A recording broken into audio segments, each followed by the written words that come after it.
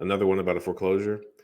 Let's see here. Is it possible to buy from person with a loan through pre-foreclosure? Also, how will I say it? Also, is it possible to auction online? Where can I go to find out when homes will be auctioned at the courthouse? So, if you're looking on your local municipality, I would say typing in something like, Dayton is Montgomery County. So I would type in something to the effect of Montgomery County Sheriff Sale. And I would look for, the website that has all of the listings of the forthcoming auctions.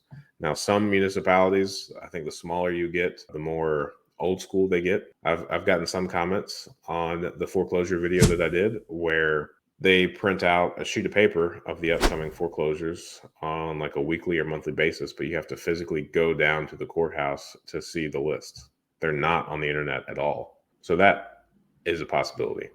You could also use websites like Propstream, which I've got an affiliate link for that I would love for you to use. And they, scour tons of public information and aggregate them into their database, and they allow you to search pre-foreclosures. That's a pretty easy and pretty effective way to find them. However, if your local area is not online, then the chances of PropStream having accurate data is pretty slim.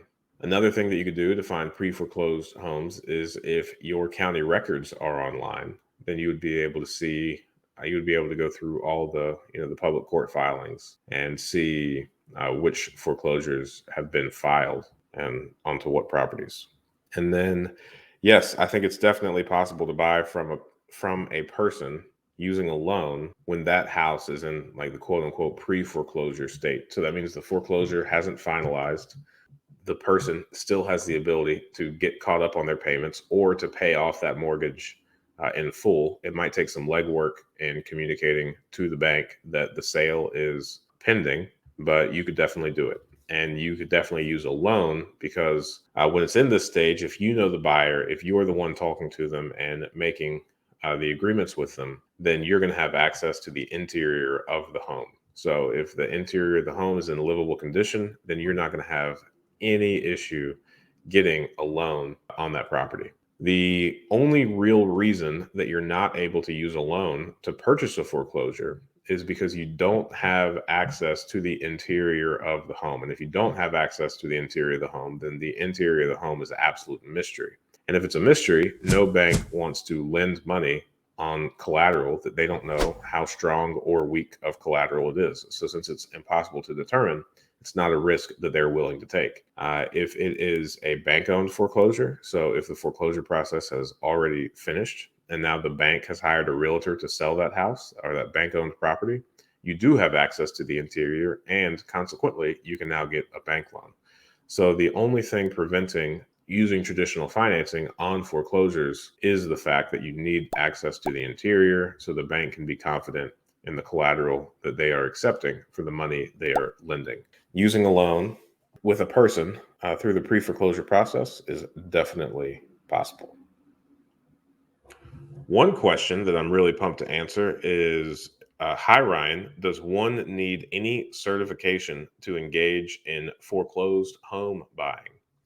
The answer to that is no. All you need to do is know where to look for the information, know how to place your bid, and have the appropriate capital either lined up in order to follow through on that purchase. No license is needed, and I think that's really cool.